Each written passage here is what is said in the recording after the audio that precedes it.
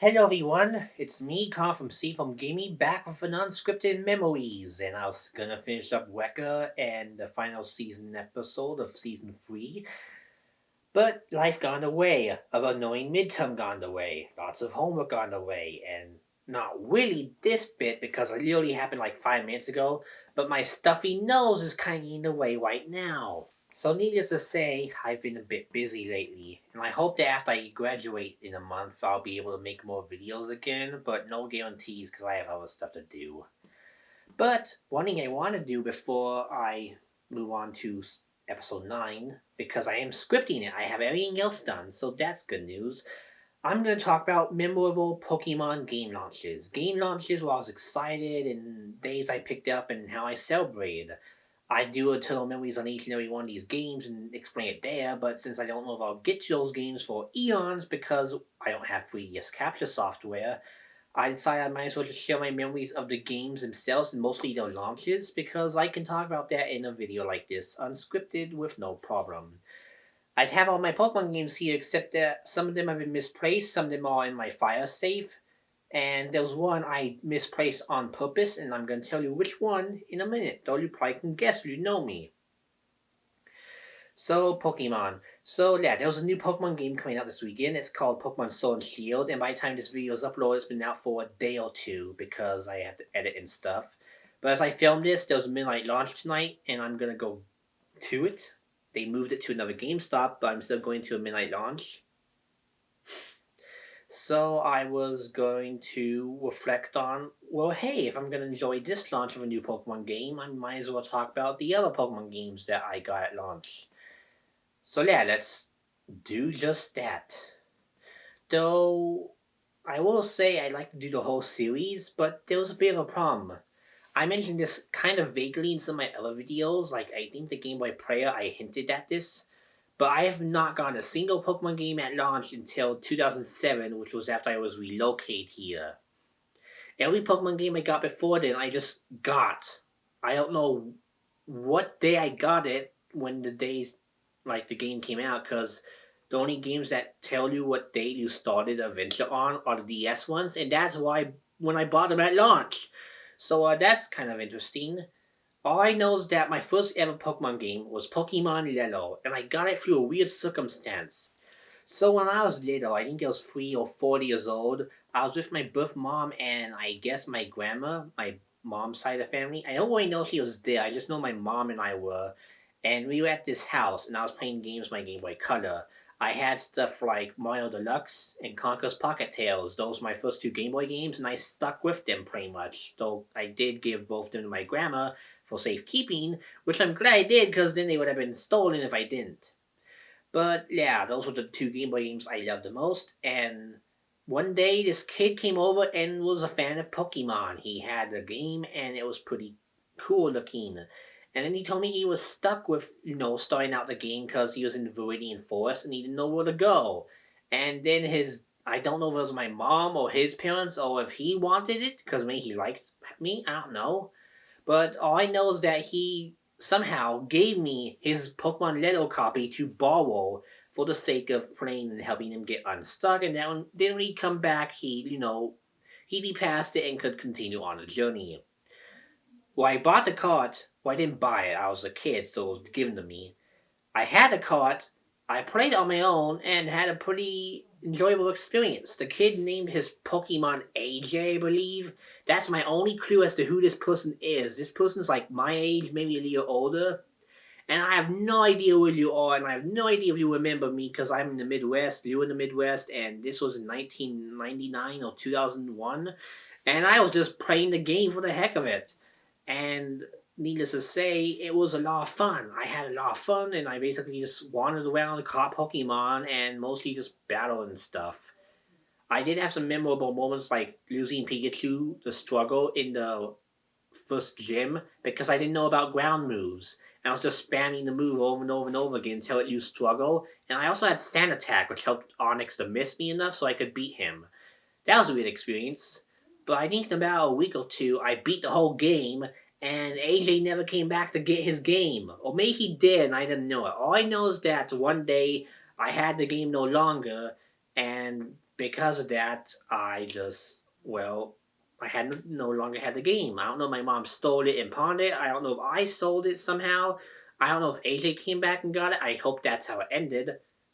But whatever the case, that's how I first got into Pokemon because some kid gave me the copy wanting to get out of Viridian Forest, and I ended up getting him to, beat the Elite Four. So yeah, that was an interesting experience. But then my next generation was not Generation 2, it was actually Generation 3, Pokemon Sapphire. This game I loved to death. I could go on and on about everything I love about it, but I like the region, I like the routes, I like the music, I like the berry planting, I like collecting berries, I like the contest, especially I played 500 hours of this game as a kid, and I bet at least 300 of those were on contests trying to finally win a Master Link one. I think I might have with Cute Link as a Barbarolch, but I know that only got the Ultra Link for sure. All I know is I just tried so many combinations with the Pokeblocks and the contest. I had a lot of time with this, and it's actually my most played Generation 3 game ever made, which is kind of surprising considering how bigger the other games got. Now, I'm not sure if this was a bit before I got to play Gen 3 or a bit after, but I went to this. I don't know who took me, my mom or grandma or my other grandma on my dad's side, but all I know is that I was at some kid's cabin, maybe house, and he was playing on his Game Boy Color, and he was in the rocket hideout of Johto, where Lance would, tell them to find the secret hideout. And I was like, oh my god, this looks so awesome! And it was also on the Game Boy Color, and it looked prettier than Yellow. Yellow was like bland, but this looked full color, and it was amazing. And I was like, I need to have this game. He told me it was called Pokemon Silver. And then I don't think I got it for like until at least 2004 or 5. I'm guessing late 2004. And then I finally got it. I got Pokemon Silver and Gold both. I don't know. I think my first one was Pokemon Silver that I beat the whole way through. But I also had Pokemon Gold and I could know some of the differences in how the Pokemon look. But I think in the end I ended up reselling my Silver and giving it to my mom to play. And she made all the way to Ice Cave on her own, I might add, and got stuck. But that's pretty impressive. And for those who don't know, you have to do the Rocket Hideout mission in order to even get to Ice Cave. They won't let you in otherwise. So, that's pretty nifty. But I think I told her, like, 2009 to not bother beating the game because I was worried about the save batteries dying, that the more they play, the more they die. Which is true for games that don't do it already. But Pokemon Silver one's in the background at all times, so you actually should play it if you have a working battery, so you don't waste it. So, yeah, save data waste, she never got to beat it, oh well. But still, it was pretty cool. And that wasn't the only game my mom actually tried to play, though I don't think she cared much about it until like a few years after I was relocated and I encouraged her to try it again. So that was good at least. Um, and for, what was it? So Sapphire, I guess Fire Red is next because that's the next one I got. This one I have no idea where it came from. I just know I think I got as a gift my grandma on my dad's side one year, and it was a pretty fun game. I noticed it was a remake of Pokemon Red and Blue, and I vividly remember asking them at the store when I think I either got it or was coming back to get something else and I asked, "Hey, do you know when Pokemon Water Blue will be out?" And the employee was like, "Oh, I don't know when, but I wouldn't be surprised they made one." Well, they never made one because they made Leaf Green because it was Red and Green Japan. I had no idea it was that. So hey, that's that. I got to play Fire Red. Then I got stuck on a Braille door in the game for 2 years, and I beat the main game after like 70 hours of attempts. And then I got stuck on the post story for 2.5 years. I think I only played that one for 140 hours because I just didn't like the post game. It was bad, disjointed, and boring. I I can't believe I'm saying this because I was really upset about Let's Go for the longest time. But I think the best thing that game ever did was killing the Satellite Islands because they were just irredeemable pieces of garbage that you could not navigate and that they put stupid doors with dots on it and you couldn't beat it. Some say that it came with a braille chart that lets you translate the braille, but I have no idea if that's true because I actually kept the manual and all the Nintendo Power stuff for this game. It's in my bag over there because I got it as a gift from my grandma. I did the same with Leaf Green, except I gave the manual to my aunt, and my aunt, I don't know what she did with it. She moved several times, so. But yeah, there was no braille chart in the manual. There was no braille chart in the Nintendo Power Book. There was apparently a separate slip, but I may have mistaken it for something else, like a receipt, and threw it out. Either way, I got stuck, and even though I had fun and it was a challenging time, it's my least favorite Generation 3 game. So on to Emerald. This is the first one I can kind of remember the pre-release hype for, because I remember going to GameStop a month or two before it came out, and my aunt Lola took me, and she was basically showing me some new games. And I remember getting the Ed and Eddie Jawbreakers game for the Game Boy Advance. And while I was there was this giant display that said pre-order Pokemon Emerald, and it had some cool knickknacks I wish I got and picked up. But I didn't get any, and I didn't pre-order because I didn't know how to pre-order. I didn't even know pre-ordering was a thing back then. I just thought games would show up on shelves and you'd buy it. That's how it was back in the old days, but not my old days. So yeah, Pokemon Emerald was around. It was hot and stuff. People liked it a lot. And I think I got it maybe the day it came out, or a few days after, or the weekend after. I just know I got it when it was super new, and they had a lot of copies left. And I remember going home right to this very house because my grandma or aunt bought for me and they took me here. And I just played it on the couch for hours on end. And it was a magical experience.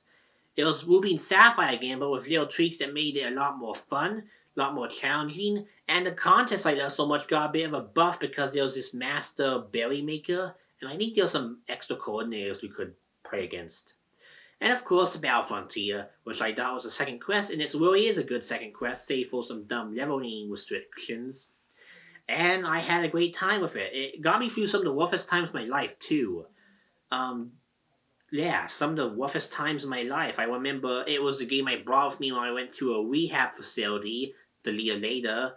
And it was also the game I took with me to school all the time, and the teachers had to make a rule to let me play it because, I mentioned in past videos, I get irrationally angry for no reason and throw stuff at walls and throw chairs, so it was a way of them calming me down. Kind of silly, but it worked. And yeah, Pokemon Emerald was my favorite game. I was excited, and I didn't know there was a new Pokemon game coming out, and I didn't know it came out in Japan in 2004. I just played it in 2005, 2006, early 2007. It was the Pokemon game. And yeah, I only have 200 hours in it. Probably because I didn't spend as much time in contests, and I only spent Battle Frontier time when I got Pokemon to level 50, because there was this open level gimmick where if you have Pokemon over level 50, it's just whatever the game feels like throwing at you, and it's a really cheap and awful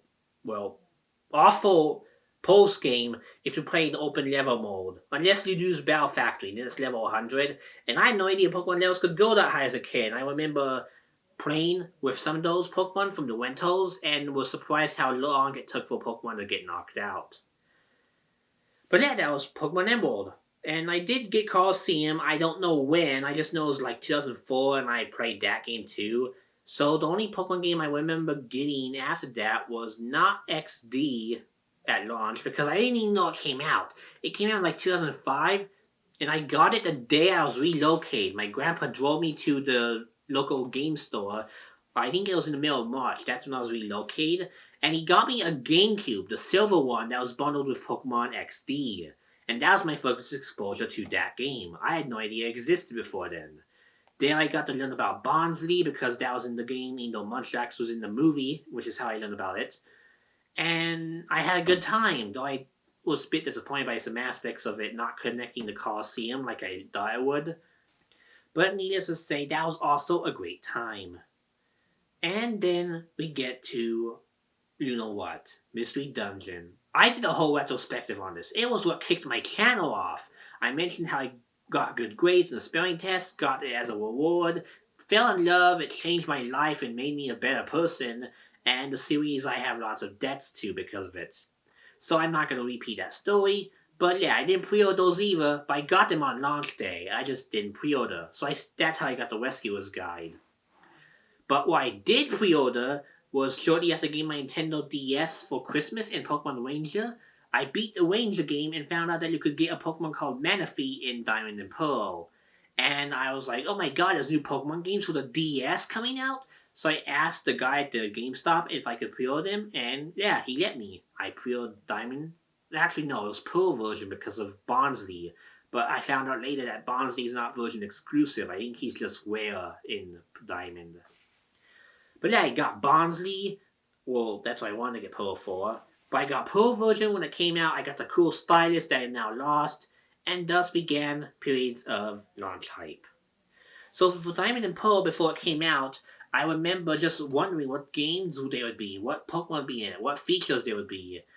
I kind of knew about the internet at that point, and I knew about Celebi, as I mentioned before, but I didn't know much about it. All I know is that like it had some new Pokemon, like that Lucario that was in the movie, and also Munchlax and Barnsley were in these games too. And then I learned that Japan got them back in September 2006. So a bit mad, but I was like, okay, I can wait. It's almost here. And then in like the middle of April, the Battle Frontier arc was ending. Or I think it ended a few months before. I don't know exactly when the Battle Frontier arc ended. I swear it's in February 2006. But I know that in the last episode of Battle Frontier, they mentioned the Sinnoh region and showed off Electivire, which I thought was an amazing, cool Pokemon back then. It looked awesome, and I loved Electabuzz, and I was like, oh my god, they have old Pokemon that evolve? That's so cool! So I was excited for the games, and it was close to the April Earth Day release date, and then they previewed the Diamond and Pearl dub on Cartoon Network before the games came out, and I loved them. I loved those episodes so much, I think I even recorded those old first airings somewhere. But like those made me so excited for the game, and seeing Dawn excited for her journey made me excited too. I remember that same weekend I just laid in the back lawn of my lawn in my treehouse and just looked at the sky, dreaming about all the cool adventures I could have with new Pokemon. So, I felt like it was a week until the game came out. I later learned that the preview airings were only like a day or two before the game came out. So, that one day of waiting was like an eternity for me as a kid. I pulled through, got the games, and had a good time. I spent a lot of hours in them, and I think I pretty much did all the post game. I even beat the Battle Tower guy, and I actually got a ton of ribbons too. I didn't get Master Rank, sadly, but I still got a lot of stuff. My most proud achievement of this time was actually, for the course of 3-4 years, working my ass off to get all 493 Pokemon legally obtained in the games. The problem is, even though I got all the legendaries and mythicals, I missed out on 10 Pokemon. And it was stuff like Armastar, Persian, and basic Pokemon that were just hard to evolve, and I didn't feel like evolving. Because looking back now, Pokemon Diamond and Pearl are slow games. Even if I turn off the animations, they are so slow and clunky, I have no idea how I spent like 200 hours on them as a kid. It kind of bewilders me and scares me, to be honest, but I just loved them that much.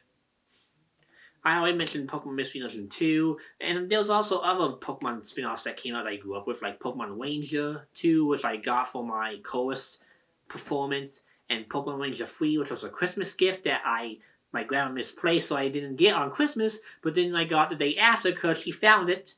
But I don't really have much to say about those because I wasn't hyped for them much, except for maybe the second Ranger game because of the anime special. But looking back now, that was actually probably one of the dumbest pairs of episodes in the series, so I don't even know how that hyped me, but it did.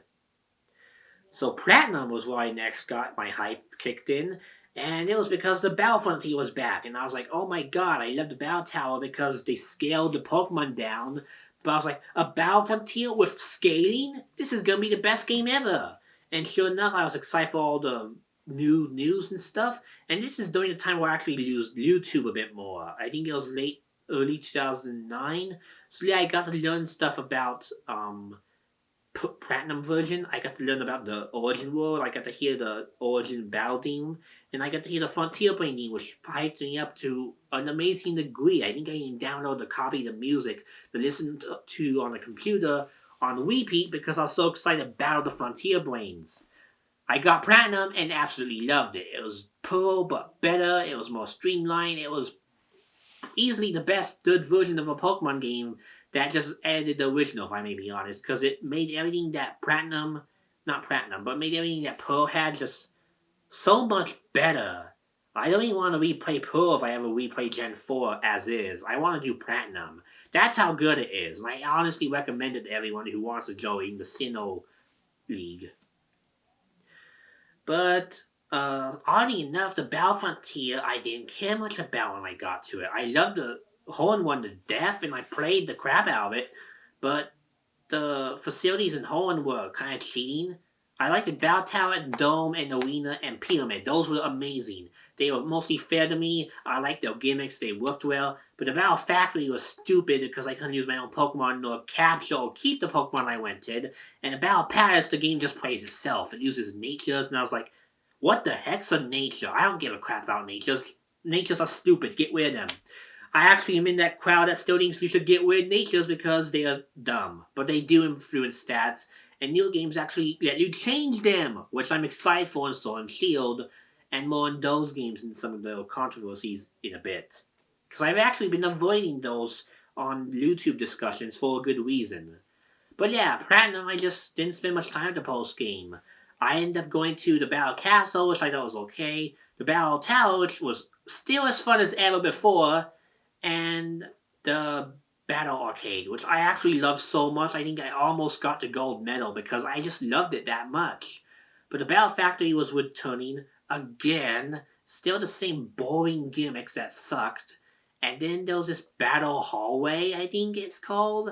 I didn't get the gimmick. All I know is that was a boring, drawn out mess, and I just didn't like it. But the Battle Frontier brains were really cool. They had nice signature Pokemon, and I really liked them all. So I really would like the Battle Frontier to return in a remake, even though I don't trust Game Freak with remakes, but I also kind of do now. It's a bit love-hate now.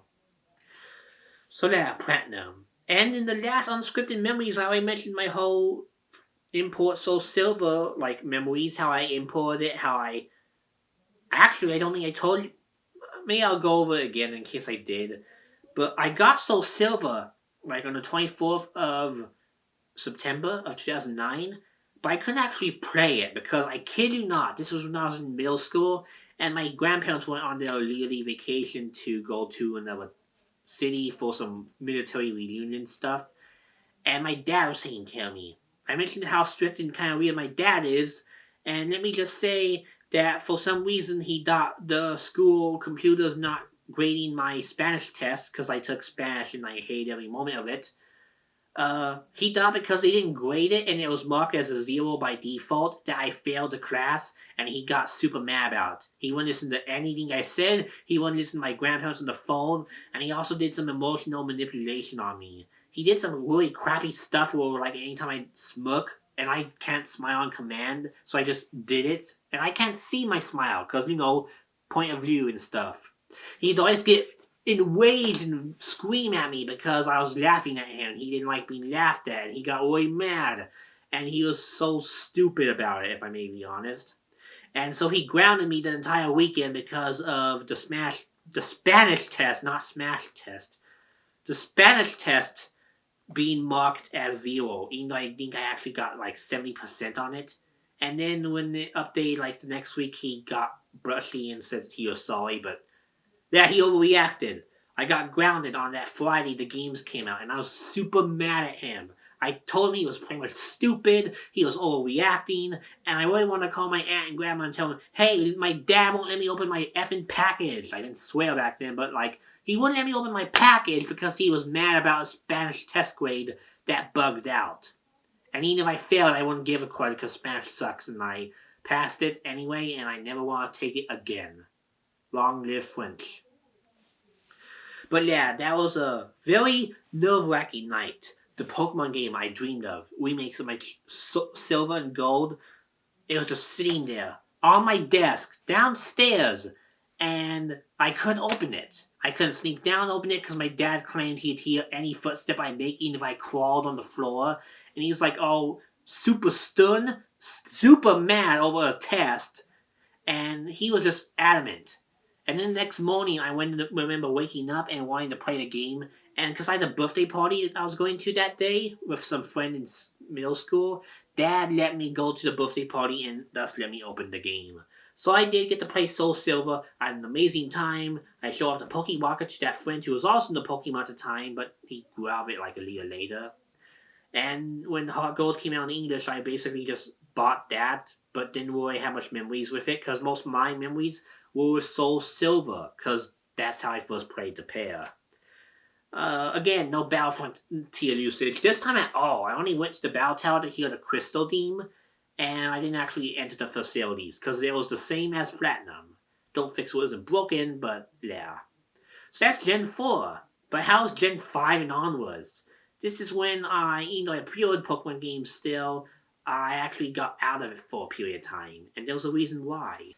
So Generation 5 was announced in the early bits of 2010, I believe. I remember the silhouettes, the starters, and I remember the Zorua and Zoroark stuff. And I remember, because it was right after Heroes of Pokemon Heart Gold for me, I remember hearing a new Pokemon game already.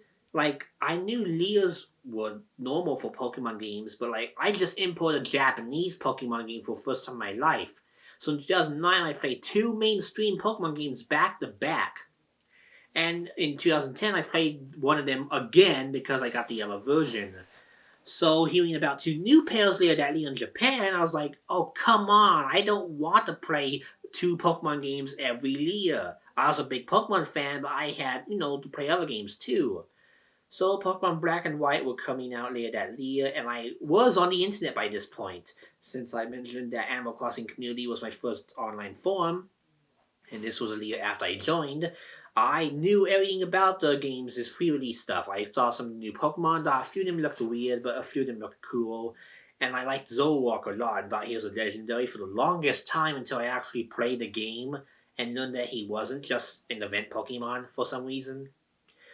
And I was excited for the games, but also happy that the US version was not coming out until next year. Then in July, I think it was, no, it was June of 2010, something happened that made me ditch Pokemon for another hype train. The 3DS. So the 3DS was announced at E3 2010, and it had a bunch of cool games I wanted to play. It had Kid Icarus Uprising, it had Animal Crossing, it had, not Mario Kart, I don't think. Or maybe it was. I know they didn't have 3D Land there. They had so many cool games I wanted to play right now, including Ocarina of Time remake, Star Fox remake, so much more cool stuff. And I was like, okay, that's it. Forget my hype train for Pokemon. I'm going to the 3DS. I hope for the 3DS to come out like later in 2010. But yeah, I wanted the 3DS so badly, I actually wanted to launch in 2010, late 2010, if I may be honest. And let's just say that I'm glad it didn't because the 3DS launching in March 2011 gave me nothing to do. So here's how Pokemon went. Everyone was talking about Pokemon in the background. I did check Bulbapedia and hear about the OS for the Pokemon starters someone leaked. And I also heard about some Pokemon leaks that got Celebi in trouble because they were really cracking down on that stuff back then because DS emulation was still very common and people just dumped the Japanese ROMs of the games and then would use this crappy English translation that translated the UI, some moves, and some basic text like so and so wants to fight and stuff. So you'd get these buggy partial English translations like a week or two after launch and people just play them. And some people only played those versions. I actually still know a few people that never bought the games. They only play in Japanese with a bad patch. So those were the weird days of early Pokemon on DS. But Nintendo was cracking down back then because they had the DS with the anti-piracy system in place now. DSi wouldn't let you play them if you import them even. It was a lot stricter. So I didn't even feel interested to buy Pokemon Black and White, so I didn't want to import them because I already got my Pokemon fill. But I heard some stuff about the Japanese release that made me kind of iffy on it. Mostly that you couldn't use old Pokemon until the post game, that it was also a bit harder than before, which I thought was a negative back then because I didn't like hard Pokemon games because of bad memories with Fire Red Leaf Green. And in general, the launch of Black and White in Japan just made me feel mixed, and I was like, okay, I'll just play it next year, but after I get 3DS games. So yeah, the 3DS was about to come out. They did this whole conference in September and announced more games like Mega Man Legends 3 and so on. And I remember wanting it out like that November. Then they announced it would come out in February and March 2011. And I was really heartbroken. So yeah, I was heartbroken. And I waited till March, and then I got my 3DS, and it was awesome until I realized the 2 launch games I bought was super short and bad. So, like 2 days after I got my 3DS, I bought Pokemon White. And I didn't pre-order it, but I'm glad I bought it for my 3DS because, well, they still use DS Wi-Fi and it assigns it to the system. So if I bought my DSi and then I had to, buy a 3DS immediately afterwards, yeah, that wasn't gonna happen. But yeah, Pokemon White blew me away. I finally got to play it, and like even though my best friend Zach actually bought and played the whole game when it came out, I still was playing it blindly. I was extremely excited for all the new stuff I saw. I liked so many of the new Pokemon. Like I only hated like maybe 20 of them, and it was just an amazing experience. Again, all around. The only bummers I had is that there was no good battle facility. The battle tower was now a subway that was boring and slow, and even worse, there wasn't much to do after the post game besides go around extra routes with overpowered old Pokemon. And it felt like they didn't test that part of the game at all, and I really hated it. I only liked the Cynthia battle because it was a pretty cool throwback. But yeah, I think my biggest disappointment is that like there's these sages that the game builds up to the whole game, and then you find them in the post game, and you don't battle them. They just give you stuff, and I remember hating that so much. And then I remember going on Facebook because 2011 was the year I was old enough to go on Facebook. I remember subscribing to the Pokemon Facebook page, and I was bewildered by how many people were mad that their old favorites couldn't be used to the post game, and how mad some people were that you couldn't even like they hated the designs of new Pokemon so much. I remember there was just so much outrage, like a ridiculous amount of outrage, because they couldn't use their Charizard, or they couldn't use their Nidoking, or Chikorita, or Baltoy or whatever have you, because they wanted to not use Main Shout, Lipod, Lillipup, or all those Pokemon. A lot of those dunked on the Garbodor and Vanillite lines, which I actually do like nowadays. I always liked Vanillite, but Garbodor I remember hating because of his eyes and mouth. Mostly his eyes. But yeah, like, people were really unhappy about the soft reboot aspect. So the black and white anime ended up being a bit on the bad side because they tone shifted the whole anime like mere months after a Tohoku earthquake hit Japan. And I remember when I woke up and heard about it, it was the scariest thing in my life. I worried about people who went to Japan on vacation I knew, and I worried about Japanese people I worried about and admired. It was a terrible time, and I can understand why they got scared and a bit sensitive over there, but the black and white anime suffered because of it, because they canceled the Epic 2-parter, they canceled a bunch of stuff with Team Plasma, and the anime became lots of dumb, kiddie, toned down nonsense, and I hated it. I somehow watched it like with Rival Destinies onwards every week, I guess to see if it'd ever get better, but even though I watched it all the way till the end of the series, I only liked about 20 of those episodes from like Black White 50 onwards. That's not a good track record for a show that has like over 130 episodes. So yeah, Black and White 1 were... I liked them, but it took a while to win me over. And that happened again when in 2012 Black and White 2 were announced for the DS. This time I remember seeing a lot of outrage, but not because they were sequels to Black and White. A lot of people liked those games once they played them, but it was because it was on the DS, and we all had 3DSs. And people were like, no, 2D sprites are stupid. 3D is a new age and stuff. I wasn't in that crowd. I liked the sprites a lot still. But I was like, I bought this 3DS, and this game is on the 3DS. I kind of want to play a 3DS game instead of, having to go into this separate DS mode just to play Pokemon. But, yeah, I wasn't really a big fan of it, and I don't think my friend Zach was. He didn't buy the games at all. He jumped off the series at this point, actually, which is kind of strange. My friend Paul, though, who I ended up meeting later in 2011, he bought the games day one and was blown away. He had so much stuff to do, he had lots of fun, and he was just having a good time. And he told me how fun they were, but I was like, I only played Black and White 1 though, and it was just last year. I don't want to do the same stuff again. But he emphasized to me that these were real sequels. And so I asked my aunt to buy me Pokemon Black 2 because I thought that would give me a different legendary, but no, I got another Zekrom. Oops. and I had a good time as well. It was like probably the best Pokemon game in terms of content variety, and the main story is really good too. Really, everything is good. I guess the only thing I didn't like was that the DS Wi-Fi shut down so quickly that I couldn't savor it, and it still used the old friend code system. But yeah, I didn't pre-order that one either. The only reason I bought it like later in October instead of the day it came out was because there was a Genesect event, and I was worried about missing out on that. So if it wasn't for that event, I probably would have waited till Christmas or heck even years later. So hey, those early adopter promotions work. But now we get on to the games I can show off. First up is Pokemon X. You may notice my thumbnails, you may see my breaks in, and you may see my Delphox over there if the camera lets you see it.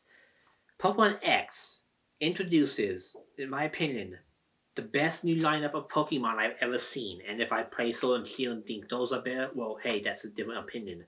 But as of today, before I play Sword and Shield, before I know any more than like 10 Pokemon and any more than like 4 unrevealed Pokemon, I think these have the best new Pokemon rosters ever made. Mainly because the starters all appealed to me when they announced them in January 2013. The game looked amazing to me back then. It looked like the best game ever made. And I remember falling in love with Fennekin because it's a fox. And I normally don't like foxes. And I was like, oh my god, it's so cute. It's so cuddly. I want one. And then I saw Chespin and I was like, okay, it looks cute. I like that. And I saw Floki and I was like, oh, it's a Grasses Geek. It's probably going to be a scientist Pokemon when it evolves. Well, spoiler alert, it didn't. But yeah, I was super hyped. And then I remember hearing about this weird Mewtwo form, getting hyped for that. And then I remember hearing about some Mega Evolution mechanic, and I was like, oh my god, Mawile actually is useful again? These single stage Pokemon can now evolve? That's amazing! And I just got more and more hyped per the days. Everything was amazing. I was super hyped. Everything was rocket fire. I pre-ordered like super early this time for the first time since, I guess, English Heart Gold. It was like I was on fire with these games. And even though Gates Infinity was a big deal because it was Mystery Dungeon, these were my hyped games of the year.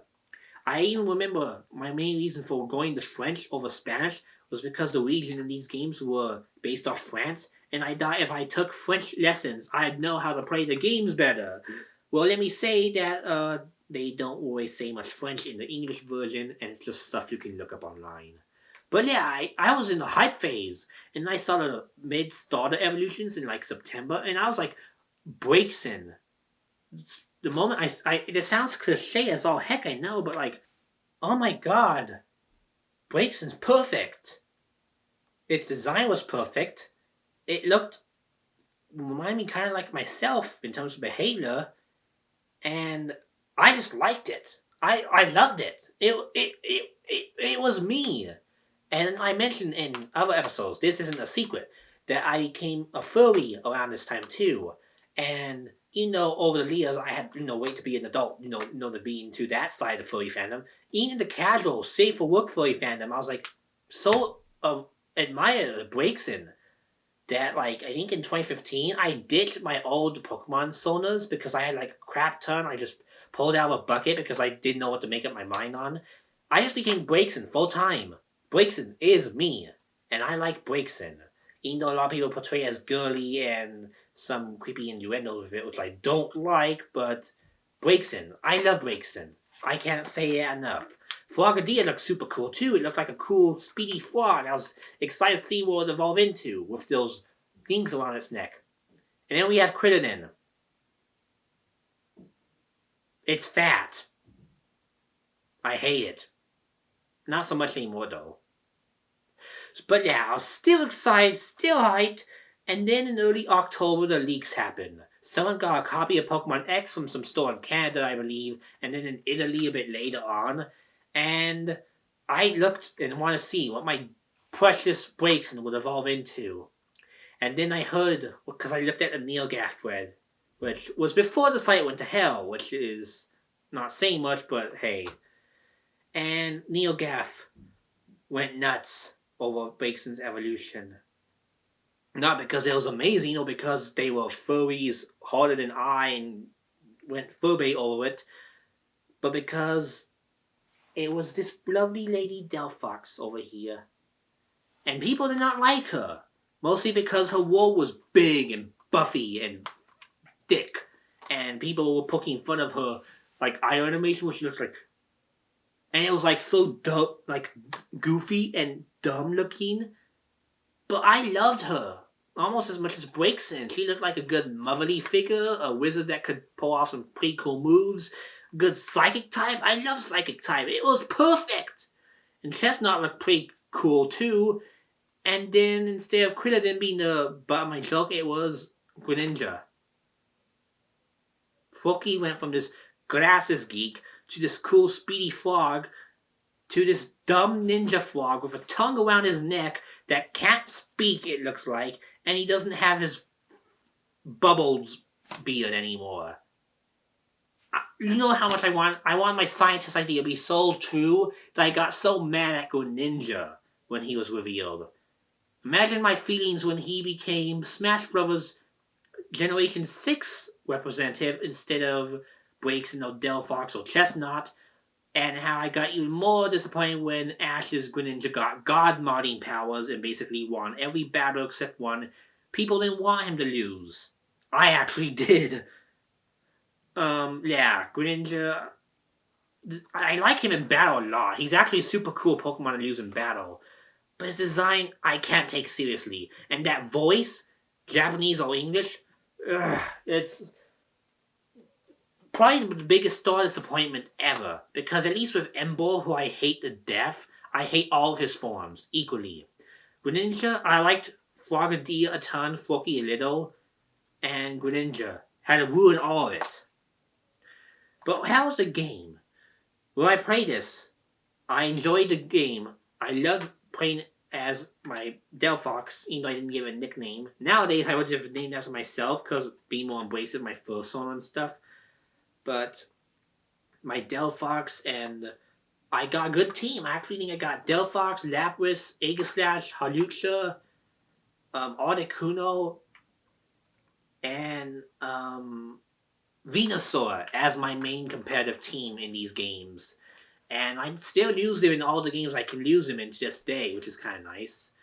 So it got me to the competitive scene a little bit because of special training. Though I hate going for EVs because they are stupid. I still think they are. But it was a step in the right direction. I loved the Pokemon on Me feature because as much as I love Breakson and Delphox, I love playing the mini games. The Tile Switch mini game was my favorite. And I loved the Berry Tree game too. I loved all the mini games. They were just like Mario 64 DS kind of mini games. And I loved those to death. I know I've been gushing about the games for like the past 45 minutes, but I really loved all these games for their own little things. And then I jumped online and met some new friends in the community from DeviantArt, that hellhole site, and some other places that I still talk to today. And this game actually had voice chat, which made it easier to talk to people when I didn't have a cell phone. So it was pretty cool. I liked it a lot, and the online was ace in this game. So there's a lot of stuff I'm praising. And berry mutations, oh, don't get me started on those. People don't know it exists, but if you plant berries next to each other, you can mutate and get a new species of berry. And it's really cool. Like, Selby has a guide on how to do some of them, but when using mulch and combining them on my own, I spent at least 100 hours grinding a lot of berries and just finding out every combination I could think of and trying to get one of each berry in my bag. That sounds like a dumb way of spending the post game, but I loved it, and I spent 200 hours in this game, which is the most I've done in any Pokemon game this whole decade, believe it or not. Yeah, I think Pokemon White I only spent 150 hours in. So yeah, Pokemon X. This is the game in the 2010s. I spent the most the most playtime on in a Pokemon game. Pokemon X. And that may sound stupid because there was a big problem once you beat the game. There was nothing to do. The post game is this facility called the Battle Mason, which includes an awesome quality of life feature. Two, which in fact. One is you can change the end a few battle tracks from the game. So if you don't want to hear the boring trainer battle theme, you can hear the gym leader theme, which I liked because a lot of the songs in this game actually kind of suck. They're generic and instrumental, though the ending theme's pretty good, and Lysander's boss theme is also good, but you can't use them in the Battle Mason. And the second problem is that Battle Mason cheats. Probably more than Emerald's Battle Frontier. I can't count the amount of times I've been on supers and battles some trainers and double battles or triple battles, and then I've had them KO my Pokemon with Sheer Cold 2 times in a row, or use 2 items in the same battle. Either they have 2 of the same species and switch between them, or they have some weird glitch going on that they never ever fixed. I hated it so much. I hate losing those stupid leaders so much. I hate everything about this stupid facility. The only thing I liked is that you could save any time. And if it wasn't for that, I probably would have dumped them even sooner. But at least I got a ribbon out of it by losing Articuno and having them Sheer Colded by my Articuno, so they can take that for cheating on me. And yeah, that's the whole post game. There was like this 20-minute side story with some girl named Emma that was actually super cool, but they like ended so quickly. And there was so much vague stuff going on that they never answered. I was like, what are they even talking about? What's going on? This is like Pokemon Mystery Dungeon if I rolled it and missed half, like, and I published the Pokemon Mystery Dungeon scenario. And then I took out 15 of the 17 chapters in the story. That's how this episode feels. But I still love this game because it had a good online, good main story, good Pokemon roster, good gimmick, good berry mutations, and it had some gym leader rematches, though they were stupid in a grindy way, and I actually didn't even bother unlocking them. But you could do that. So, when next year they announced that they'd make Pokemon Alpha, Sapphire, and Omega Ruby on the same engine as Pokemon X, I was over the moon. My dream games. People were saying hold and confirmed for years now. I was excited after Heart Gold Soul Silver. The ball was through the roof. It was so high. I had like so much hopes. I can't even count them all on my whole body. And then it happened. My heart exploded. So, you may wonder why I don't have a box from Pokemon Alpha Sapphire. I trashed it. Not into the garbage. I did almost at launch. But I got so mad at the game, I threw it somewhere in a drawer in my bedroom. And it's so buried in my drawers that I have no idea where it is now. So that's kind of embarrassing and kind of funny. So how can I hate a Pokemon game so much I wanted to destroy and hide it? The game card's still in my game case, but the box is like long gone. You'll never see that again unless I dig it up somehow. Well, the answers are kind of simple. It's the worst Pokemon game ever created. And I love to say I'm over-exaggerating. But it's not. Maybe it's better than Umbrella games, because they literally make games that are bad and not fun to play.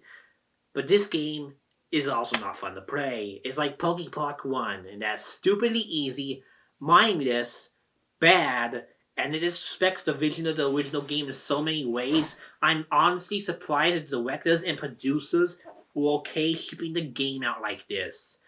It's not buggy, it doesn't crash, though it did at launch and they fixed it immediately. It's just soulless. So yeah, my launch hype for this game was like probably the highest of any Pokemon game except Super Mystery Dungeon, which did live up to my hype and then some. But these games, I saw the trailers when they first came out, and I was excited for them. There was this weird YouTube clip of Groudon and Kyogre rising out of the water, and it was like made people mad because it was a short clip of the game.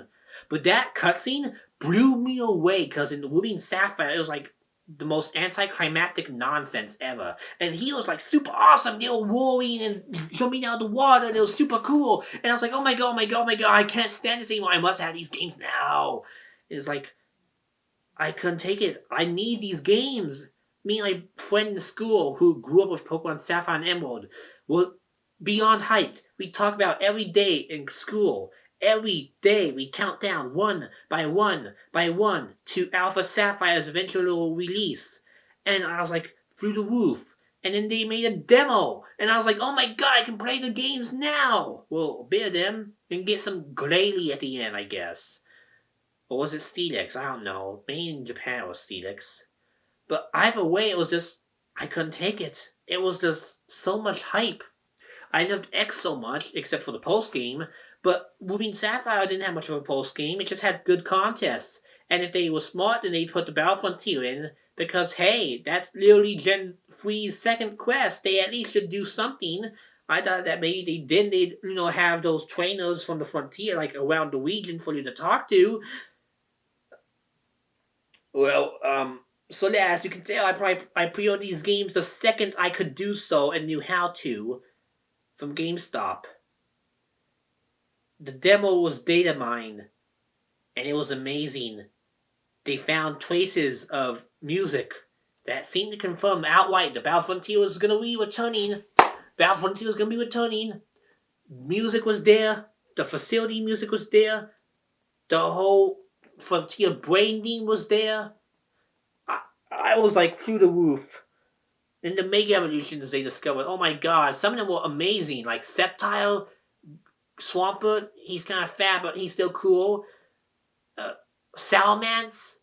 My only gripe was that Flygon didn't get one, and it needed one. It was literally Salamance's Wyvern. You didn't give it one. And you give it to Slowbro? At least Beedrill was cool, and Pidgeot, I had a Pidgeot since Pearl, and I was like, I can make it evolve it. Yes! You don't understand where I'm coming from. People know me on Twitter as, and even on Discord, as the guy who rants about OS for like hours on end in text walls and voice chats, and like gets really mad and doesn't know why anyone likes those games. And that's true. I can't understand how anyone who played the originals can like these more. But that's just me. I'm not you. You can like them, I guess. I don't know. I'm not gonna be like a certain group I'll talk about in a bit. But like, I was so hyped. The data mine made it seem even better. And then I heard about leaks happening, and the games looked gorgeous. People were saying they were great. And then the reviews came out. They were good, not as good as XY, but they were good. And then I read one, I don't know where it was from, maybe Games Radar, US Gamer, it was some site. But I know that one paragraph made me tremble to my core. It said, I was very disappointed. It's something along the lines of, I was very disappointed that when I beat the game, what I thought would be the post-game didn't happen. Instead, it was the new Delta episode. Because they advertised a new story episode and stuff that seemed to be based on that world. And I was like, okay, well, if you fight Wallace at the end of the post story, then hey, he's not champion. I can battle his team and get experience that way. 2 champions in one game, cool. They're still good from this. And contest, you can play with a local friend. You could in the original, I think, but like, it sounded good. It sounded good. I heard about Game Corner closing, but I was like, well, that was expected. They'll probably have something else, make some new secret base in the game, because the secret bases were expanded, they looked epic. And then the game, the leakers said the Battle Frontier was gone. That made my heart break. I was really sad and mad, really mad. But I still want to buy a game, because as stupid as it is that they ignored that part of Emerald, the Delta episode confirmed that still Emerald would be represented. Ruby and Sapphire was still solid. It had decent challenge, and it had Pokemon contest. I could still play those, maybe get 80, 100 hours out of it, and have a good time. Then I heard that the Battle Frontier brains weren't even in the game. Not even as cameos. The Battle Mason was unchanged. It was unchanged. It literally was unchanged. The island was different, but the Battle Mason itself was unchanged. When you step in that door, you go to basically Kalos. All the trainers are Kalos artwork. They didn't even update them to the Hoenn Ace trainers.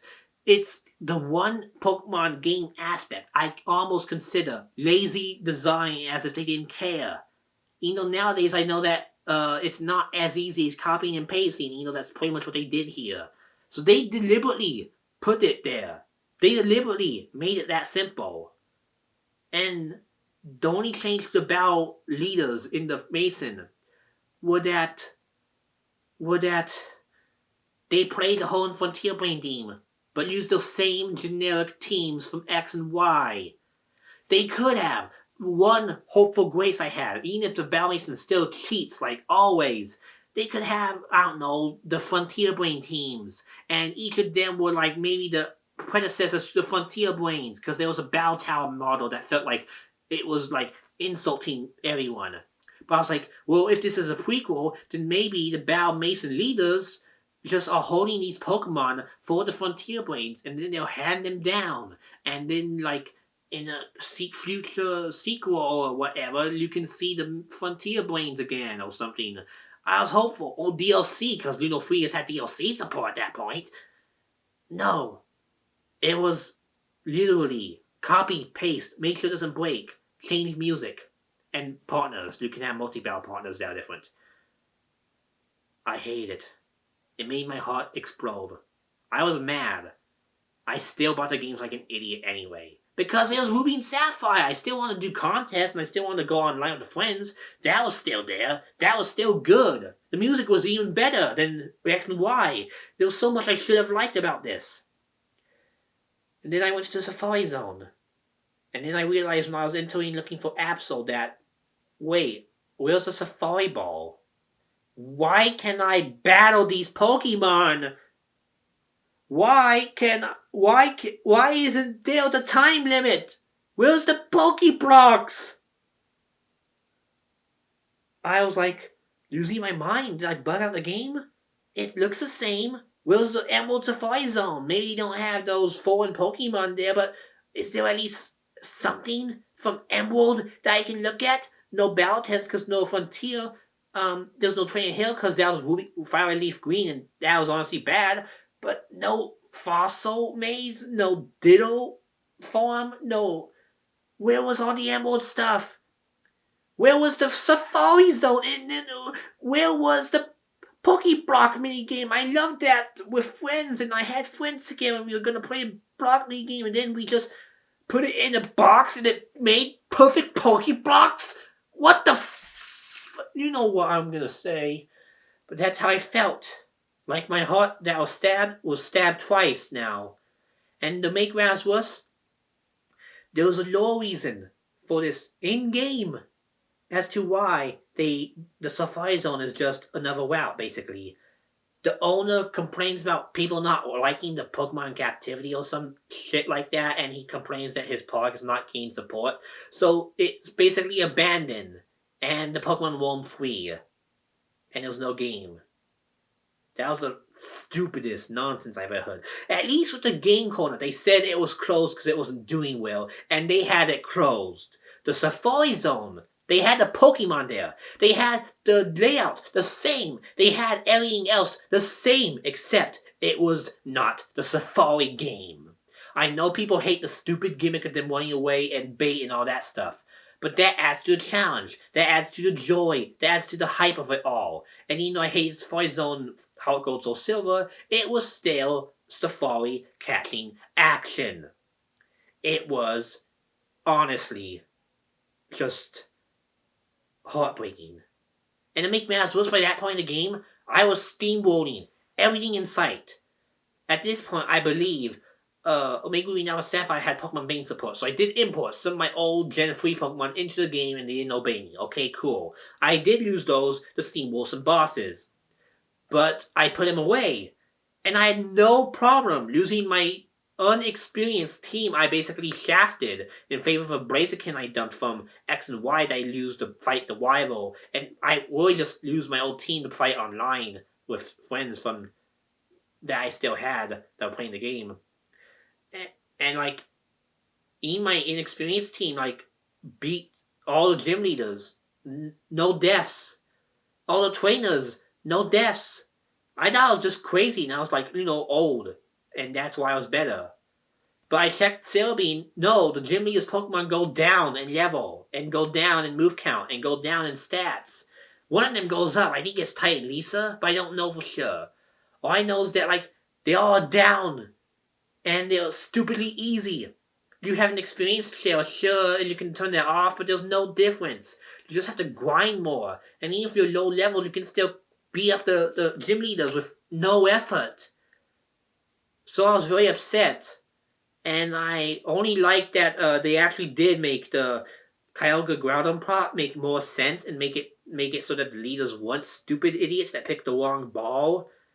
But, like, that a moment aside, and also the fact that, holy moly, Kyogre has a Locatoid. It's a miracle. I was happy about that, and I actually still haven't caught that Kyogre to this day, I don't think. But, like, it was, like, heartbreaking. Then the Elite Four came. First try, I beat them with my inexperienced team. Second try, with my old XY team, I beat them with no resistance. Even XY's Elite Four Voldings, the level 60 Elite Four, gave me resistance and knocked out one or two of my Pokemon. Hoenn just didn't try. Years later, before Sun and Moon came out, I actually was so mad about it still that I imported the level 100 Spewper I trained and went with my level 100 Spewper with only like 80 defense points and like a very low attack and special attack. And I used Bug Bite to beat up Sydney. I think his first Pokemon was Scrafty. It died to a level 100 Spewper. One of the weakest Pokemon ever. And I tried against all four Elite Four members in XY. They all killed it in one hit, like they should. Sydney couldn't even damage it in two. Well, it damaged it, but they couldn't even kill it in two. The game was just dumbed down. And the Mason was just as bad as I expected. Desperately, I went to the contest in hopes that, I could have fun. Like the old days, just maybe get all the ribbons. Then I found out they removed the Sheen Cap. And that means you can just force feed the Pokemon perfect Pokeblocks and they'll get max appeal. And I was like, well, okay, well, even with max appeal in one category in the old games, they could still beat you up in the appeal round. You just gotta play strategically in the battle round. You auto win every time in the appeal round. In the battle round, you don't even have to use the same move of the category anymore. You just auto win. You can use crazy combos to basically give yourself a free advantage. You can effortlessly get Master Wink in all 5 categories with one Pokemon without editing the moveset. If you want to. They ruined contest. And that's when I lost it. You can fight against Wallace's daughter. I forgot her name, so I don't care about her. She does put up a moderate fight. And Wallace himself, I think, is fireable. I don't think I ever fought him. But his daughter actually does put up a decent fight. But that's only after you master like every other thing in the whole contest, so why do you even fight her if you don't get anything for it? And even then, she's easy. And those 2 other contestants. Long story short, Alpha Sapphire broke my heart. There was an interview with Masuda, who isn't even the director. This new guy named Omori made the director the game. He said that like kids and smartphones were like too busy these days, like appreciate old games that were frustrating and stuff. And I got really mad. A lot of people in the Pokemon community got mad because that just wasn't true. Though granted, I do agree that they should streamline stuff, but I mentioned they had the catch rates from the original. They also kept the stupid Reggie Braille puzzle, but at least nowadays I can use an internet guide. And they even add a new one for Reggie Gigas that requires you to nickname a random wedge ice, give it never melt ice, and stand in the middle of a room cryptically, and it shows up. Like, tell me that kids can't handle Battle Frontier or even hard contests. Let you make them do a cryptic puzzle for Reggie Gigas. I know Reggie Gigas is like the father of the cryptic Reggies, but like, come on, be consistent with the difficulty curve. I could rant about these games for hours, and honestly, I got really heated as a kid. Well, teenager, to be honest. I wanted to review these games on my website, just give them the 4 out of 10 I thought they deserved the whole time. But I never could. I couldn't think of a way to do it without just screaming into a mindless wreck. But yeah, I hated Alpha Sapphire. It ruined Hoenn to me. And it felt like the worst remake that it could have ever put out. And I still believe that. It's still the worst Pokemon game. It's still the worst remake. It's still the one without a soul. Nowadays, I actually have a big idea on why they cut so much stuff like Safari Zone Pokeblock out, and I'll get to that in a bit. Because yes, it's been almost an hour or so, maybe over an hour, since I started filming this. And this is probably one of the longest unscripted memories because of it, but I'm going in depth on every Pokemon launch I remember. So, we are done with Alpha Sapphire, at the very least. My friend Paul also played, and even though he was into the same stuff I was upset about, he was still disappointed that it wasn't as fun as he remembered. So he went to Digimon Story and played those games instead. Super Mystery Dungeon got us back on board and we had a good time, but once he mastered it, he didn't see a reason to come back. I didn't see a reason to come back. And with the next games, I was so distrustful of Omori that I was like really adamant that there will never be a fun Pokemon game again. But then, a miracle happened. So, in 2015, we got Super Mystery Dungeon. My opinion, I'm way behind the Mystery Dungeon retrospective, which is still alive. I just need to get footage for a game I don't care about.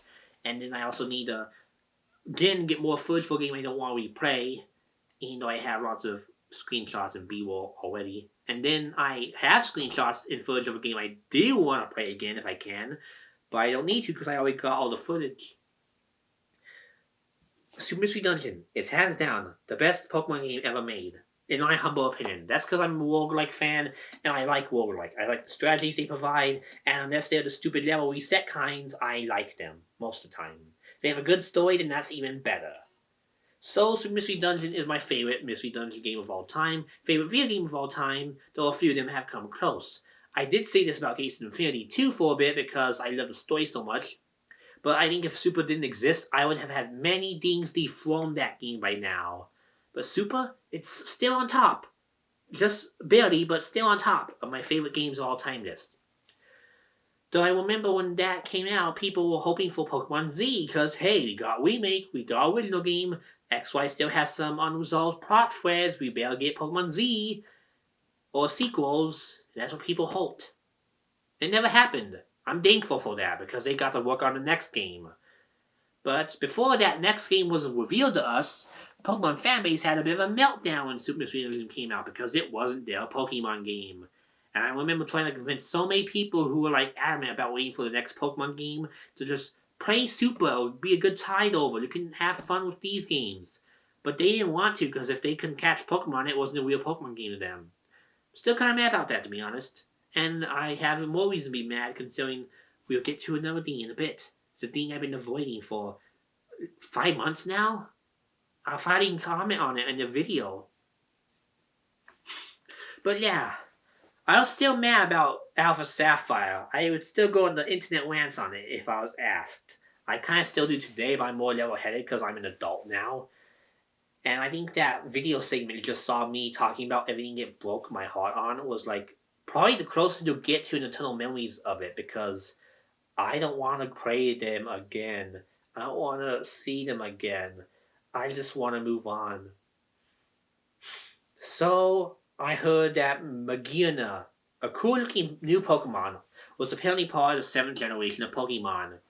It looks super cool, and I actually like the design a lot. But that also meant that Gen 7 was coming kind of quicker than most people expected. But sure enough, we got Magearna, and yeah. Gen 7 was announced with a title drop in February of 2016. The 20th anniversary of Pokemon, in fact, which actually led to the original Red Blue Yellow being on 3DS. I got to play the Yellow version, and it was a good time playing a Pokemon game I actually didn't hate for once. So, yeah, that was a good holdover. But Sun and Moon were like aimed to be a great Pokemon anniversary game, and it had so much cool concept art they showed off in the first trailer. And then they revealed the games, how they looked in May. I hated them so much. After Alpha Sapphire, they just looked like more 3DS Pokemon games. I expected them to be a bit different. I expected the models to be all new. I expected everything to have new animations and everything to look different because, old generations would change the sprites. Even if they use the same base, they make them look or pose differently. In Gen 7, they didn't. Dopey Salamence is still Dopey, Goofy Salamence. And I was mad. So irrationally mad about that. That's kind of ironic, considering what people are mad about nowadays. I was mad because it didn't make what I felt was a generational leap that I wanted. So, I'm going to be blunt. Even though I was a reviewer and was being as professional as I possibly could in that front, I was still an asshole behind the scenes.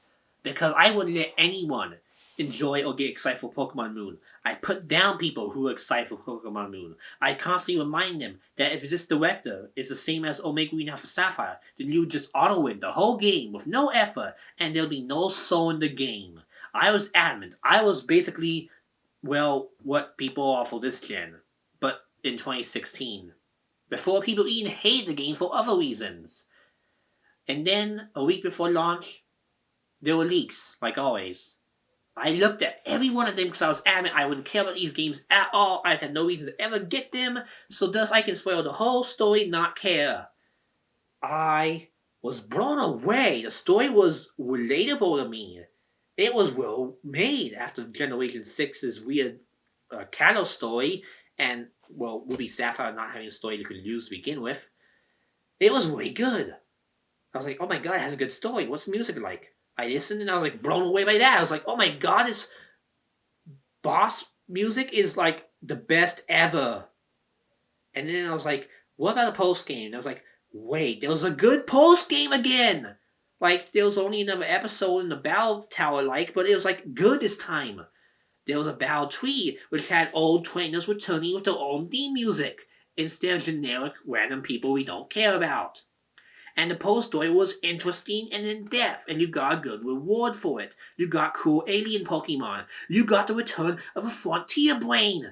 And it was like my favorite one. Annabelle was like, oh my god, this game looks fun. So I bought it. I pre-ordered it literally like a week before the game came out.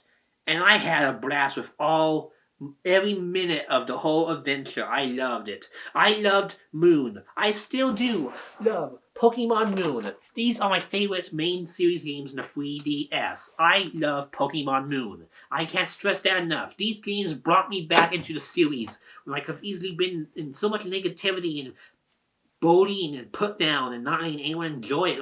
I enjoyed it. I enjoyed it immensely. But people didn't. And for once, it wasn't because, they played Omega Green Alpha Sapphire and had a reason to be mad Game Freak. It's because they played it and didn't like one very real problem the game had. You can't skip cutscenes. And this game was more cinematic than before, like a normal RPG. And Gates Infinity had the same complaints, but the text speed was slower in that game. This game had faster text speed, but more talking. You couldn't skip it.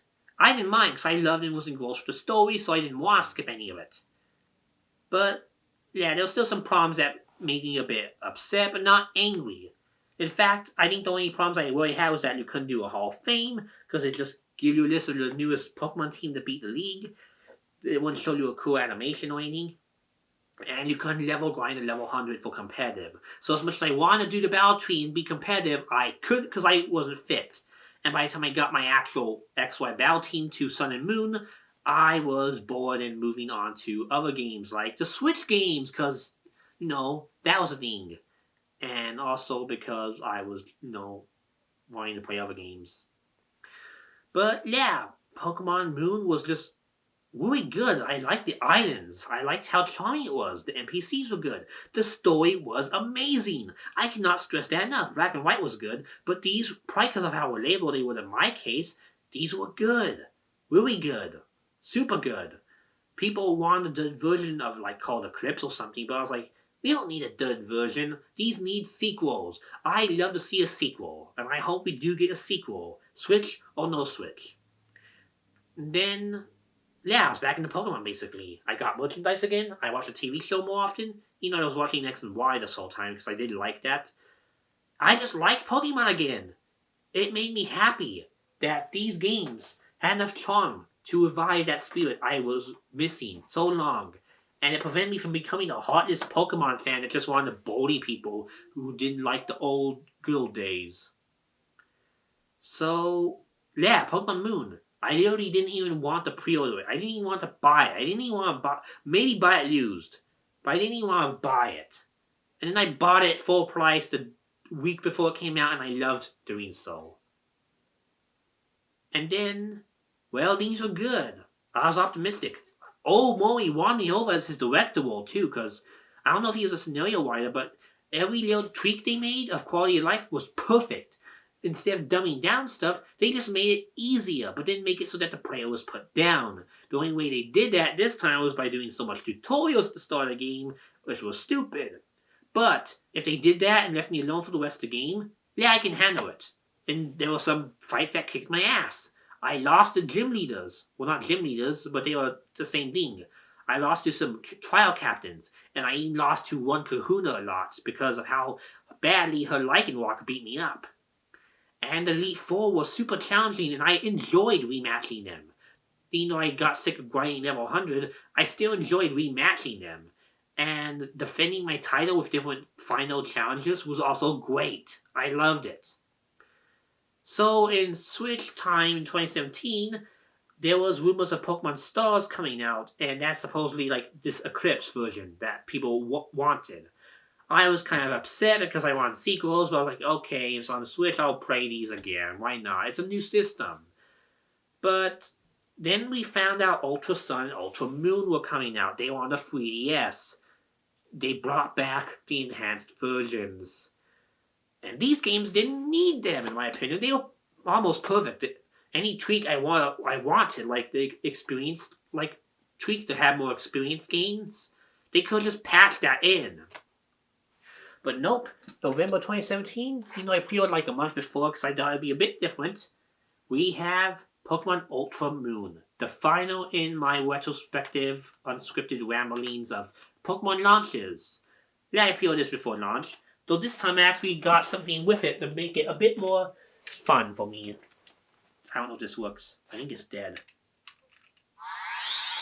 I got the Z Power Wing because they had a toy for the first... They had a toy for the first set of games, and I thought it was stupid looking because I thought everything in that game was stupid. But even as I liked those games, I didn't necessarily want the Z Power Wing. I was like, oh, so it hears the sound effects and then makes a sound play out? Okay, that's gimmicky. But I bought this the day the Ultra games came out, and let me just say that as good versions, unfortunately, these are the least interesting, in my opinion, since Crystal's US version, which didn't change much either. So, now I was able to see what people were upset about when it came to the cutscenes, because I was noticing some story changes I didn't like much. And now there were more cutscenes. And I already knew the tutorial this time around. I already knew what was going to happen for the first 15 hours. I didn't want to see that again. I just wanted to play the game. And this is when I kind of realized why Pokemon Sun and Moon were flawed to people. They didn't care for the story like I did, and they wouldn't care for the game at all because the story just wanted their attention at full times. And it was insistent on it. But yeah, like, I think the one thing that kept me going, even though I did take a few weeks off from the game so I could, not feel like I was having deja vu doing the whole thing over again with almost no differences besides a couple of trainers here and there, was, can I even turn this around? I think you can. Okay, distraction aside, I think the one thing that kept me to play the game still is that I at least had this thing. It would make a sound whenever to use a Z move. It was audio cue based, but it was still kind of cool. I mean, it was a fun, dumb gimmick not many people liked. I thought it was cool. So I collected some of these crystals for a bit, and I didn't get all of them, not even close, but I had fun with the crystals, so I just used Z moves more often just so I could hear the crystal noise. It just looks so cool. And I still like it, to be honest. But when I played the game, I got to the new content that was teased a bit before launch. Mostly the stuff with Necrozma and this Recon Squad, and then the post-game, which I was excited about because I thought they'd do 2 big post-games into one. Disappointingly, these games aren't bad. They actually are kind of hard. There's one part I hate because it's too hard. The titular Ultra Necrozma boss fight kind of is cheating because it outspeeds you at every opportunity and it basically just murders the team. I actually had to import my level 100 Articuno just to one-hit KO it with Shield Code because I was sick of dealing with it outspeeding me no matter what I threw at it. But besides that, Ultra Moon was still fun games. For someone who didn't play Sun Moon, they could still have a fun time doing stuff in the game. But for people like me who played the originals, there was still a lot that it felt like it didn't do. I don't even feel like they were complete versions, because I feel like stuff in this game could have been done in a patch. The one thing I hated the most that the relatable story that I liked about the first games were gone. It was now replaced with this weird nonsense about Necrozma being a bad guy, and now the bad lady who's bad for legitimately relatable reasons as a kid, well, narcissism, if I may be honest, is just good again because she got kicked by the legendary, which was stupid. And then when you beat the legendary, you find him in the crater and he can be caught in a quick ball. When he used to ambush you in the original games, and he was kind of scary to capture because he came out of nowhere. And a lot of people I remember reading message boards, and they were like wandering around, and he just ambushed them, and the Necrozma was like there, and it was like, oh my god, Necrozma, no! And they're like, what is this thing? And it was like so cool to see people react to that. I wish I could have been blind enough to play these games and have that same reaction. This game just, well, ruins that and ruins the story. But it's still fine. I actually did play Festival Plaza more in this, because the Wi-Fi system, I love the games, but I don't like what they did to the system in this game. It's kind of disappointing. And so is some of the other changes that they made in Gen 7. But mostly, I like it more. And I still thought this was okay, but this didn't need to exist. This could have just been DLC or just even nothing at all, and I would have been totally content with it. So yeah, people were content, but I wasn't. I thought it was okay, not bad, just why is it made? Then next year Let's Go came out and I was a bit more back in my mad phase, but not because of it being like, me and being bitter like in Sun and Moon, but more or less because I was worried they were going back to old ass with dumbing down stuff, because they were adamant in interviews, they were dumbing down stuff. Turns out, even though Masuda was the director for the first time in a long time, I played the game by renting them from a local library and actually liked Let's Go Pikachu. The problem is it doesn't have enough content to be worth $60, but what's there is fun. It works as a Leto remake. It doesn't cut anything out of Leto except a Pikachu surf minigame. The Safari Zone mechanic is the whole game, which makes up for them moving in Omega Green Alpha Sapphire. In fact, I actually liked the mechanics so much and found it so refreshingly challenging to capture Pokemon, now that I can't just quick ball them to death, that I really liked the game's capturing mechanics. They're also very easy. You can skip cutscenes and the games move at a good pace. These are good for speedrunning. And I honestly wouldn't mind buying a loose copy of these to play in 100% of Pokédex. It's only 151 though, and there's no pre-Johto foreshadowing except for one random character that I forgot even existed in the remakes of Johto. But they were still good games. Not great, but better than Omega Green Alpha Sapphire by like millions. And now we come to Sword and Shield. The day I film this is the day the pre-release hype ends. It's the day where later tonight I'm going to pick up my copy from the game store and play a new region in HD. Not on my TV, because I just play on my handheld most of the time, because I have nearsightedness. But it still looks like a fun game. Some new Pokemon look promising. This may be a much better roster than Gen 7 to me.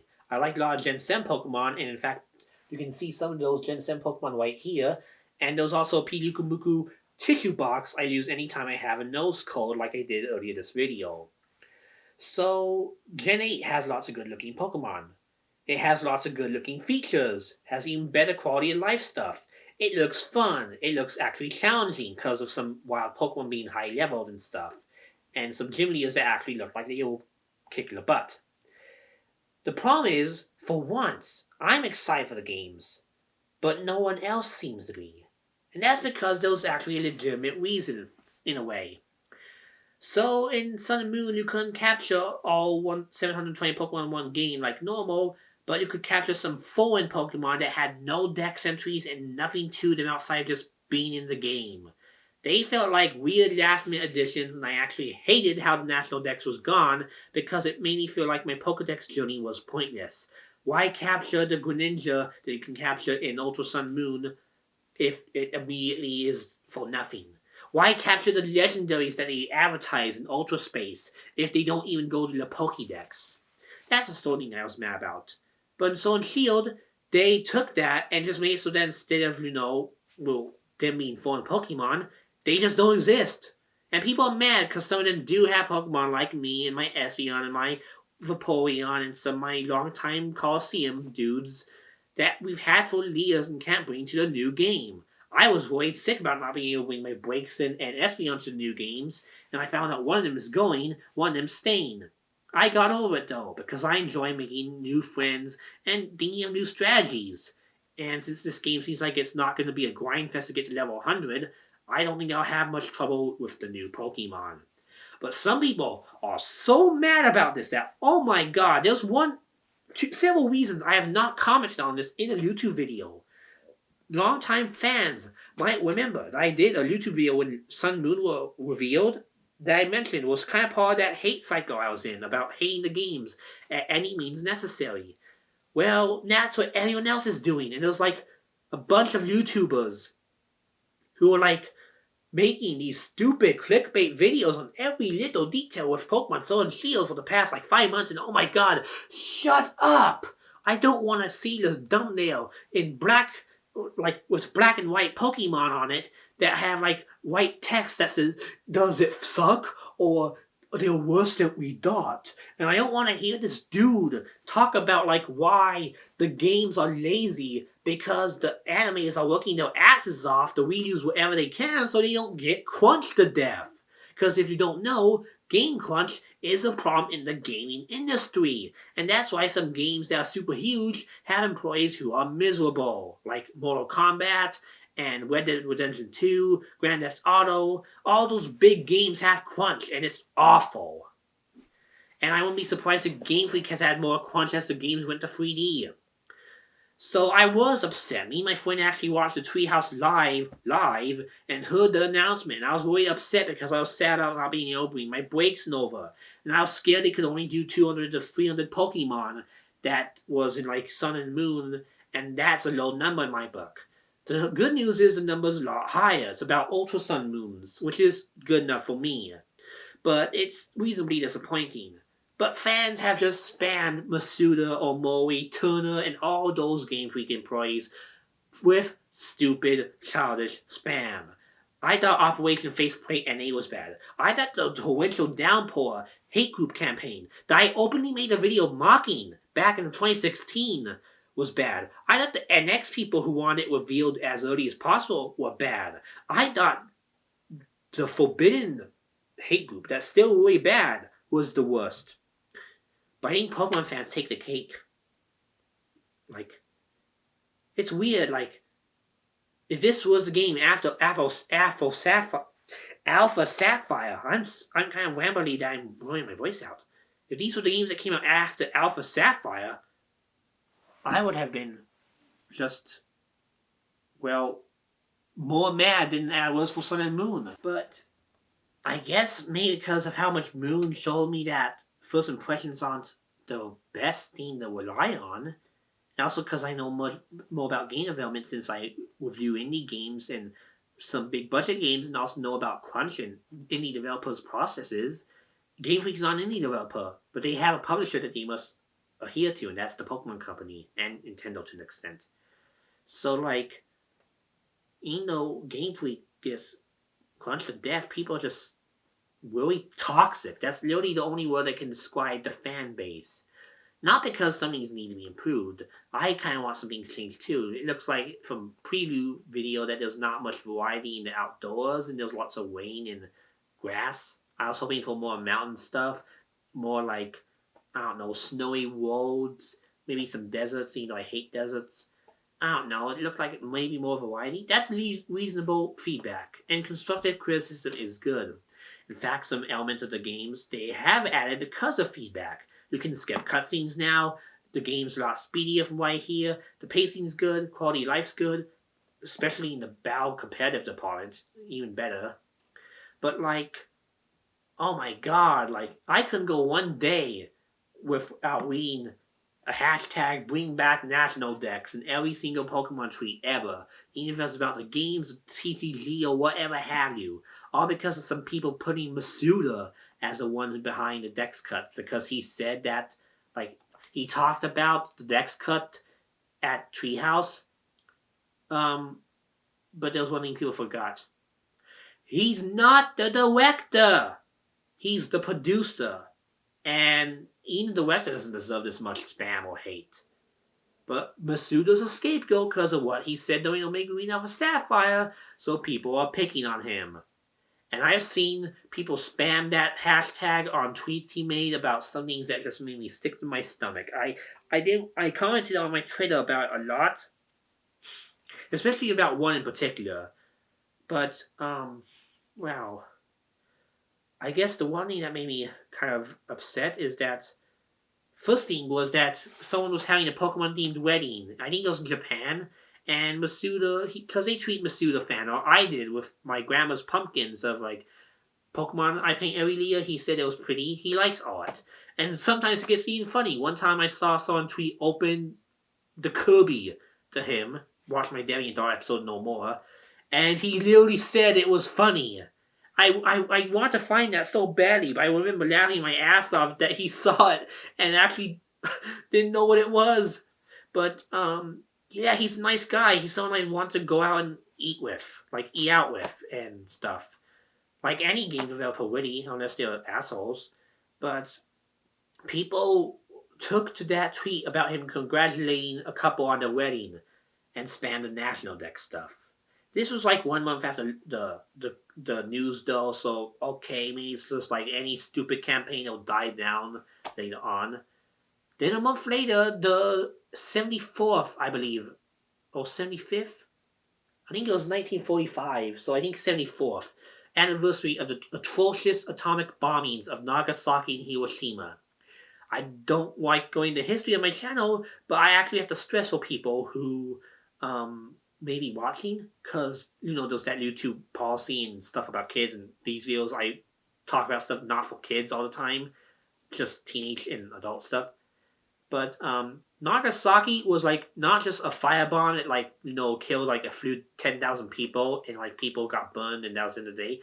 No, people's faces freaking melted. People died. People's limbs and face cheeks were flopping all over the place. People were burning badly, and it was weaker. It was stronger. The bomb was stronger than the Hiroshima bomb, which is more notorious and more like documented in documentaries and stuff. But Nagasaki's was more powerful, more devastating, and more scary because the people there knew that the bomb was real because they heard about Hiroshima. It's basically the biggest tragedy of the human race, in my opinion, and it's one of the reasons I worry about it happening again. So, Japanese people, of course, get worried sad whenever the anniversary comes because it's a day of horror and we should remember the victims and the survivors. Worldwide, people should do too, in my opinion. We should work to never do that again. So he tweeted a simple message about how, we should honor the victims of Nagasaki because it was an anniversary. Thankfully, our people were supportive, but there were still quite a few that still spammed the fucking National Dex hashtag on his tweet about the worst attack in human history. I was on the camp of hoping they just patch in the Pokemon with an update with Pokemon Home, but that made me jump off that train permanently. For all I care, they could just leave at 150 in the next game. I'd not like it, but hey, they deserve it at this point. So yeah, Pokemon fans, not cool. And the past few weeks, they've been getting more and more aggravated because some of the models are the same. Like, no duh, they just do new textures. That's what you do in 3D modeling. You recycle the models, make sure they work, and add 3D textures and stuff. And they just, get so mad at Game Freak and say, we're entitled to a better Pokemon game. Like, yeah, if the game's bad, you should want a better Pokemon game, but you don't put down people who want the games. I've had this guy openly tweet to me that he wanted to chase me off Twitter and send a bunch of spoilers to me because he hates the game so much he thinks no one else should ever be allowed to play him and have fun. That's messed up. And that's why I didn't comment on this until now. On YouTube at least. Because I was tempted to go from, oh, you should support bringing back National Dex to, you shouldn't, to now, oh my god, just let Game Freak breathe. Both the company and the fans. Like, people in 2018 want Gen 8. These games for 2018. And if people are saying that they were rushed still, I can't imagine how more rushed they would be if they came out last year. But still, spoiler dodging like a high-speed race aside, I'm excited for Sword and Shield. I'm gonna be defiant on that, and I'm proud of it. I'm picking up Sword, I'll play the game, go in depth, do everything I possibly can, get all the wins I possibly can, get all the berries, raids, all that stuff. May I'll have as much fun as I did with X, or may I'll be bored like Alpha Sapphire. It could be Pokemon 06 too, I don't know. That's why I'm playing it. And if it is, well, I'll hate the game. But I'm not going to hate the developers. Because now that I know that they basically go from, well, Leer to crunch, I just really want them to stop crunching. But people are just handling it so poorly. And people who review the game do like it, or people who played it and do like it, they're being pounded on by these haters and angry fans who just don't want people to have fun. And if the Pokemon Subway is any indication, it's a nuclear wasteland of people that are mad about a children's catching game. Meanwhile, I say you should just, I don't know, buy a different game if you don't like it. Buy Dragon Quest XI, buy Dragon Quest 1 through 3, buy SNK 40, buy East 8, buy any game I recommended on Eternal Memories. Oh my god, just play something else! And that goes for the Pokemon fans that beg for a new game every year, even when they don't need to make one. Like, let Game Freak breathe. I hope if there's a new Mystery Dungeon next year, even though I don't want there to be for personal reasons, and if there's no main game, I hope I see none of you begging Game Freak to put out a Diamond and Pearl remake next year alongside it, because good god, if they started development on that like 2-3 years ago, I don't think they could give it the attention they would want it to have if they were being crunched to death. But yeah, that'll do it for this super long Unscripted Memories. Oh my god, this could be the longest video of Unscripted Memories ever. Normally I cut out a bunch of rambles if I do go on this long. But like, I guess it's a fun retrospective. I need to get this off my chest. Going over memories of each generation so I don't have to do an Eternal Memories video.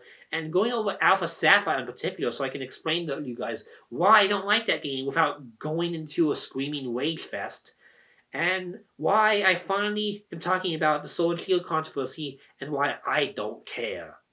But I don't blame you if you don't want to pick up the games. As I said, there are other games you can pick up. You can play old Pokemon games instead. Hey, how about play Super Mystery Dungeon? You ignored that back in the day probably, so if you want a new Pokemon game with all sorts of content, old regions, old people, maybe you should pick that up and make me happy and make yourself happy. But whatever the case, this Unscripted Memories is super duper long. I have timestamps in the description, and you probably saw them. But if you watched the whole way through, or just had this on the background by some miracle, well, thank you for putting up with me. As for now, I gotta get away for school and get away for the midnight launch I'm excited for. Take care, and bye!